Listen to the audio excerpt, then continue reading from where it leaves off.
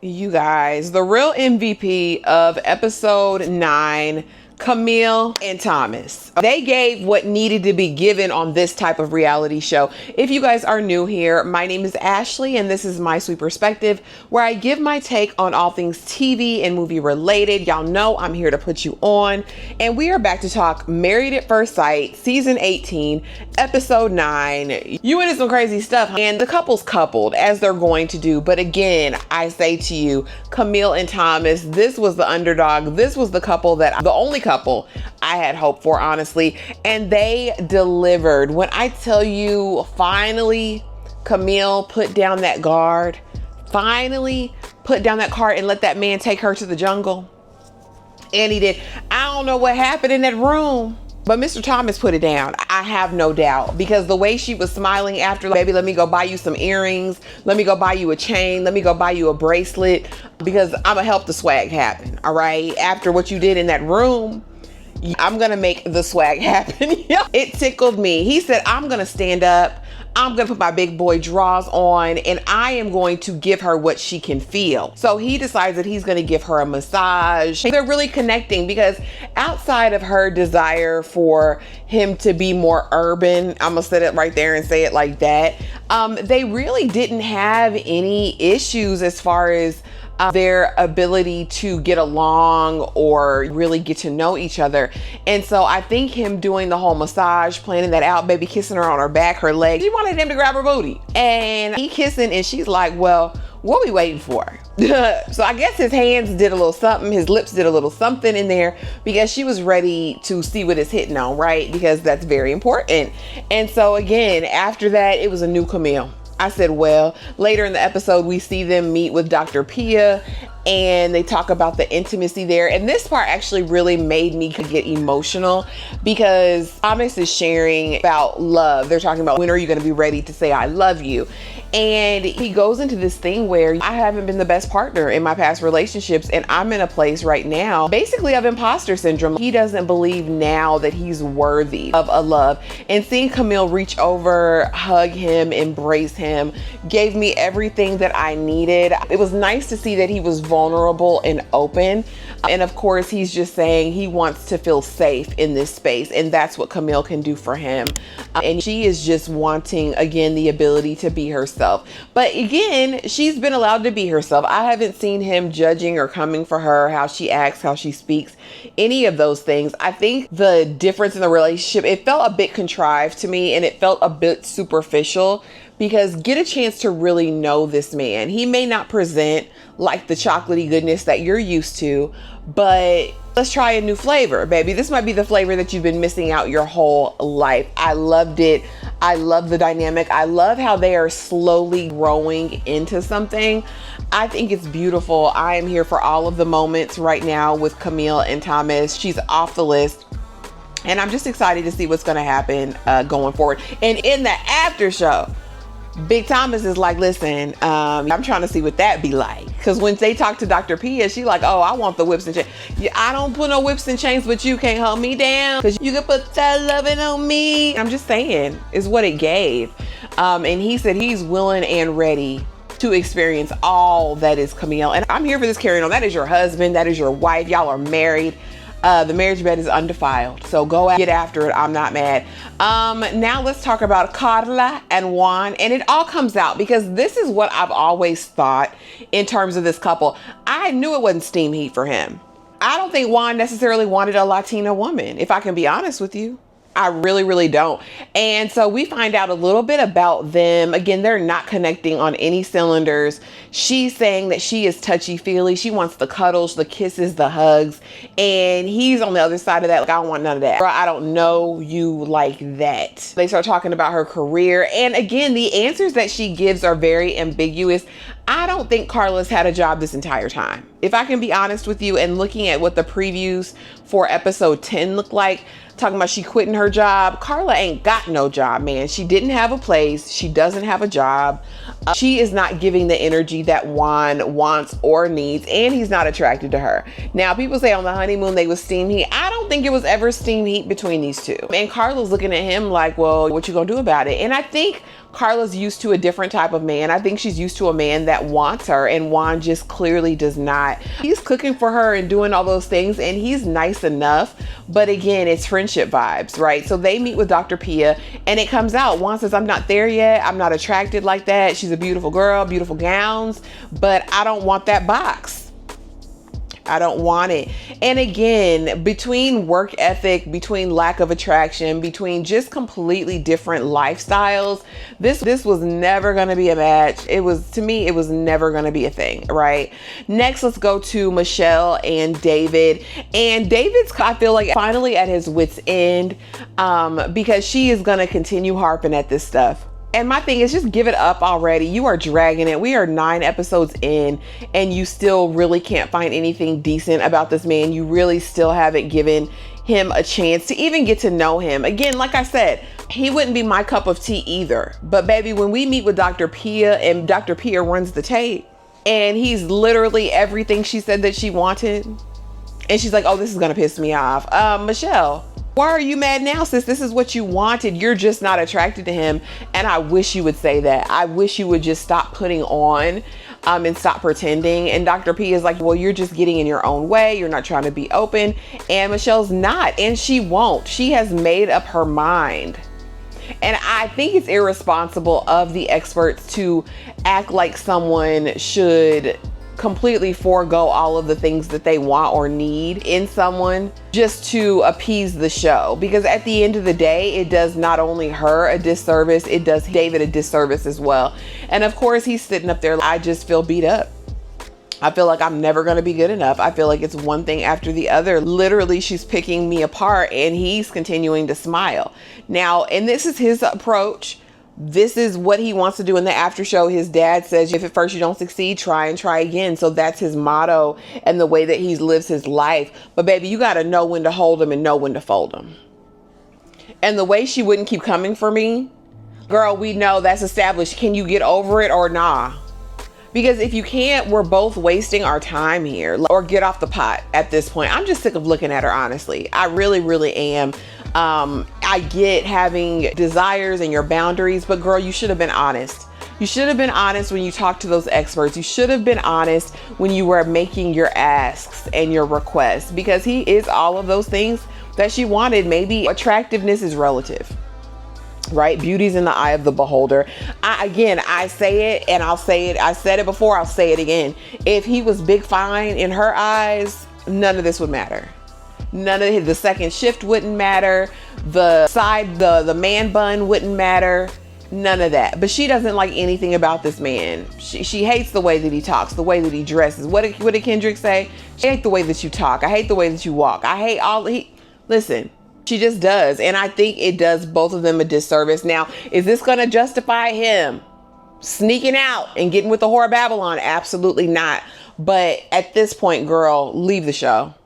Because I feel like now you just want airtime. Because what are we doing here? Next, let's get to Madison and Allan.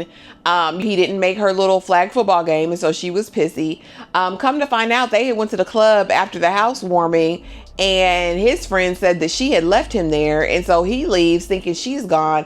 Neither of them call each other to say anything. She says she feels like she's getting the short end of the stick, because no one's coming for him, but he's not taking her on dates. He's not telling her she's pretty, or at least not in the way that she wants, right? And again, this is just another situation of she don't want this man. There's nothing wrong with Allan. Allan says, you look nice. I feel so lucky to be here. He compliments this heifer. How many compliments you want in a day, sis? And he still doesn't know what his boundaries are, what can happen. They meet with Pia, and again, it's not steam heat. She keeps telling him over and over again she's not attracted to him. And again, leave the show then. Leave the show. Leave the marriage. Why try? You don't want this man. Dr. Pia gives them a kind of freaky twister game to play. He's playing it cool because he doesn't want to disrespect her boundaries. He doesn't know how far not to go. And this is the closest I've ever seen him. She says she has thought about him sexually on the wedding day. And girl, shut up. You're a liar. You're trying to make this man feel good. And this is what gets me. Because keep that same energy. Let's not make him believe it could be something that it will never be. Baby, because at the end of the day, you never want him. You will never want him because you've already made up your mind. You've already made it up in your mind that he's not it for you. Of course, in the after show, she's saying that she feels like she's getting the bad edit because she's just not attracted to him, but she feels like he's not giving 110%. And Allan is. Allan, to me, has been the only one bending. Yes, you gave him a little bootleg cake last episode, but girl, that doesn't do it. At the club, he said you wouldn't even stand by him. You wasn't even talking to him at the club. You wasn't making eye contact. You was having fun with your friends. It didn't feel like a relationship. It does not feel like a marriage. It does not feel like a friendship. And again, some things you just can't force. And I think it's so irresponsible of the experts to act like people should forgo the things that they need, like, desire, in order to make this work. Compromise, yes, if there is a baseline. But they have no base. There is no attraction, not even a real romantic interest on her part in him, which I think is sad because y'all know how I feel about Allan. Allan is a good man, Savannah. A good man. Disclaimer and warning, if you are an Ikechi fan, get on off this page. Get on off this video because the way I'm about to give him the business, the Cankle King of Chicago, I have a lot to say. I have a lot of choice words to say about the Cankle King of Chicago and MM.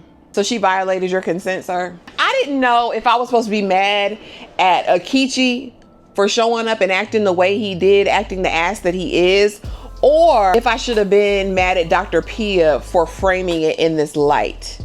Okay, because basically we find out in a confessional, honey, that this man done clicked on MM out in public, out in the restaurant. Done clicked on her. Talking about stop, he don't want to answer no questions. She's like, I'm asking him what he wants in a wife, what'll make marriage better, and he don't want to talk about it. I'm doing too much. If I ask him a question at night, I'm tired, I'm going to bed, I don't want to do this. And she's aggressive. So he says this is toxic. She needs the experts to come in ASAP Rocky because they need to get to the bottom of what this chasm is, because from honeymoon to now, this is two different Ikechis, right? And so they finally meet with Dr. Pia. He late. Talking about it was a long day with his butt on his shoulders, very defensive, very aggressive, doing all of those things. He pisses me off so much because as much as he claims to be this liberated, woke black man who respects the black queen, every chance he gets, he's going to disparage MM in one way or the other. And so basically we find out that all this aggressive talk wasn't necessarily about her, I guess, verbally in their interactions. It's been about the D. He feels like a piece of meat in the house because she's been wanting the D. She's been wanting it. She's been asking for it, grabbing for it, reaching for it. And he's sick of it. He says no means no. Now, here's the thing. Everyone should have bodily autonomy, and you should not be groping, grabbing this man if he is telling you no. That's the part that's concerning to me and what I want to get to the bottom of, because as he's describing her aggressive nature, in that she's wanting sex and he's not, is she accosting you, sir? Because Pia says, oh, this is serious. This sounds like she's violating your consent. He said, yep. In the after show, he says, well, let's be clear. I'm not the one who said it, but you aided and abetted it. You act like she SA'd you, sir. Because it's one thing because apparently on the honeymoon, she says that he put her hand down there to grab his junk. He says that now that they're back here, he's from the South and he's not used to an aggressive woman who's trying to get sex from him. He feels like an object. He feels like he's been objectified and he's just not there with her yet. Said she wanted to see pictures of his ex-girlfriends and he was like, no. And she got mad and she's the one who stormed out the restaurant and cussed him out when they got back to the apartment. Something's not lining up. He's so disingenuous to me. We saw her spoon him, be the big spoon in the honeymoon, but do I think and believe that she has accosted him or tried to take the D? I don't believe that. I don't believe she's tried to take it. And in the after show, he says, no, I didn't say that, but you let Pia say that. And that's the narrative that now is running and surfacing about that this black woman violated your consent and tried to take the D. You are a grown A man, sir. If you didn't like her talking about it or approaching you about sex, go to your own home. Go to that Matchbox Airbnb that you live in, sir. I think there's a way. I don't know. And not to say women can't SA men, but I really, in my heart of hearts, don't believe that this is what's going on. And the audacity of him to push this narrative, this dangerous narrative, right? Because she has something to lose in terms of her reputation, her career. You, on the other hand, not so much, right? And so of course she gets to meet with her friends, and the friends are like, I don't have any words, I'm trying to keep it cute, but really he's a loser, and he is. And the way MM says that she's willing to even continue to work with him after he said that, it gave me pause, because girl, at what point is enough? And how many times are you gonna let this man disrespect you, besmirch your name? There's no way. I think what happened is, here's my hypothesis. He was putting on airs the honeymoon. She thought it was something it wasn't. She thought when they got home, it was going to continue to move in that direction. And he's like, no, don't touch me. Because at the end of the day, he doesn't want her. All of that cap on the honeymoon was about the other couples. It had nothing to do with the two of them. I don't think he's ever wanted this lady. And I would just love to know what the definition of violating consent is. So after you told her no, she continued to persist in grabbing you or touching you. I need him to clear that up, because I feel like those are super dangerous allegations, and I don't know. He's terrible, y'all. The aggressive, Pia even had to check him in this episode because he's being passive aggressive, and she's like, we're not gonna do that.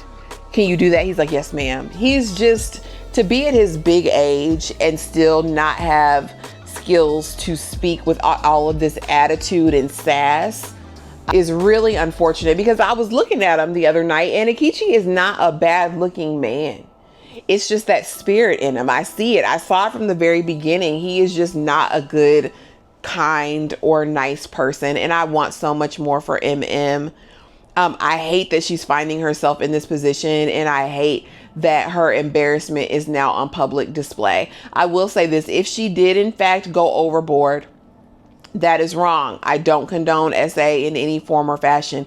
I just, in my heart of hearts, don't believe it's what they have tried to make this out to be. But you guys, that's all I got for this episode. The way that it took me on turns, we're getting better.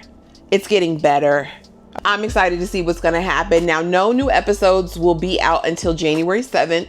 So keep that in mind. But honey, when the new episodes are back, I'll be back. You guys, if you're still here, thank you for watching. Please be sure to comment, subscribe, do all of the things, and I will see y'all in the next video.